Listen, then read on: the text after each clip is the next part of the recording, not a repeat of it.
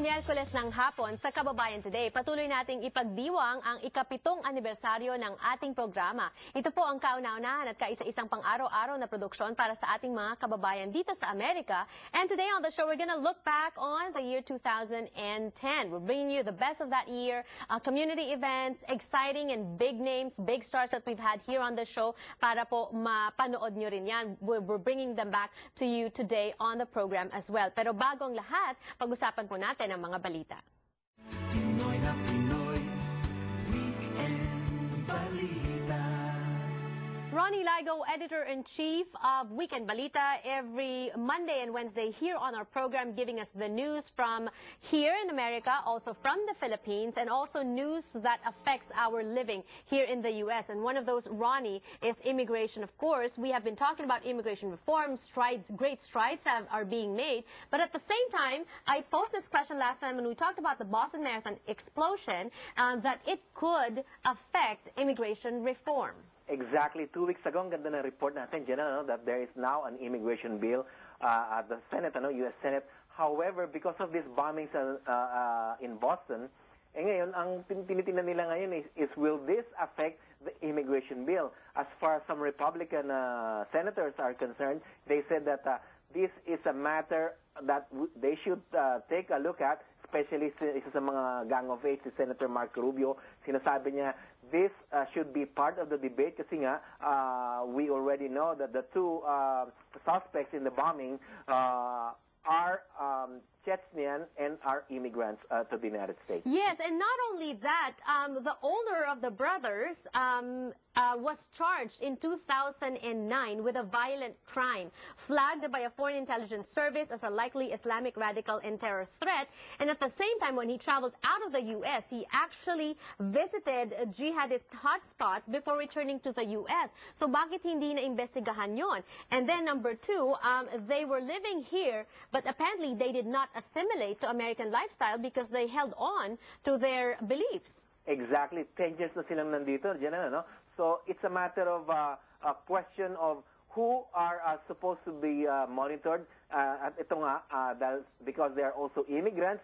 Not only that, although I don't want to mention their faith, this might be a point in the discussion that the Republicans are mentioning now. However, from the White House, they said that this should not derail the immigration bill because a lot of people, of course, millions of people have this dream of becoming Americans, and in fact, they are here working their hearts out. They're helping their family. They're helping the society. So now that we have this bill, despite bombings that occurred in Boston, that this proposal to get these immigrants out of the shadows and become permanent residents or even U.S. citizens must continue. I guess also they just have to put in some measures to for investigation, maybe background check perhaps, exactly. Or just implementing some of the policies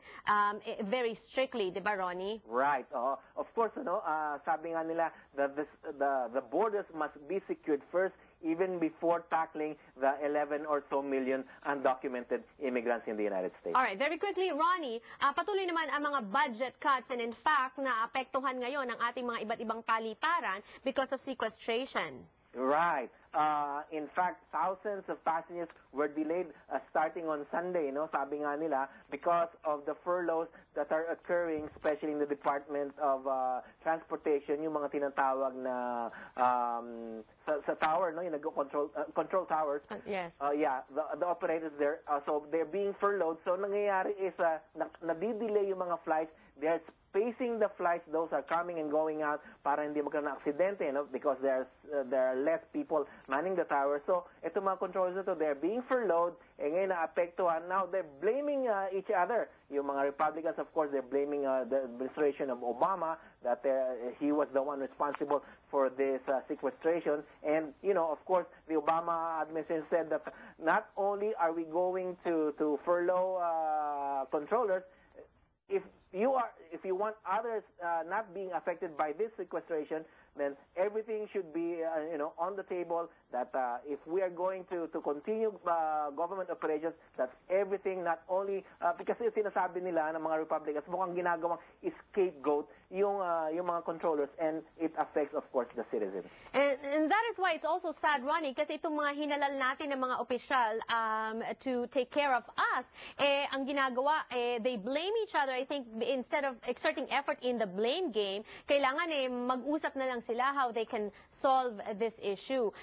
Meanwhile, Ronnie, patuloy naman ang election season sa Pilipinas, at we all know that ano ba yan? Guns, gold, and goons. Goons, yes. Okay.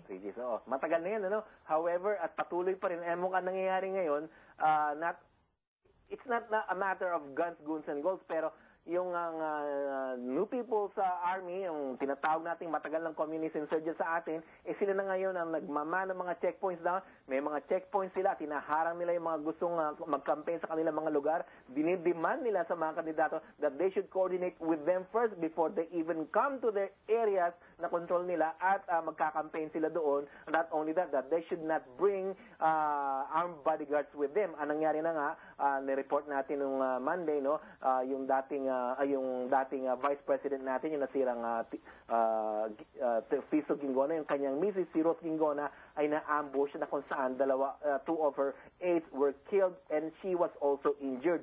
So ngayon, ang issue ngayon is, as far as the Aquino administration is concerned, sinasabi niya, we will provide the security. In fact, more than 500 Marines were deployed in Mindanao to provide security sa mga kandidato. Nonetheless, very critical at sensitive na mga panahon ngayon sa Pilipinas. Of course, we all know, lalo na sa mga far-flung areas, local government, hindi masyadong safe pagka nagkakaroon ng halalan. Pero mamanmanan natin yung mga pangyayari dyan sa mga areas na yan, Ronnie, and I know that for now, we can get more news sa inyong website. Of course, www.weekendbalita.com, and our broadsheet website, usasianpost.com. And of course, ang aming mga pahayagan, Weekend Balita at saka US Asian Post. Thank you. More power to you. Maraming salamat po. All right. From hard news to entertainment news, that's when we return on the show. Don't go away.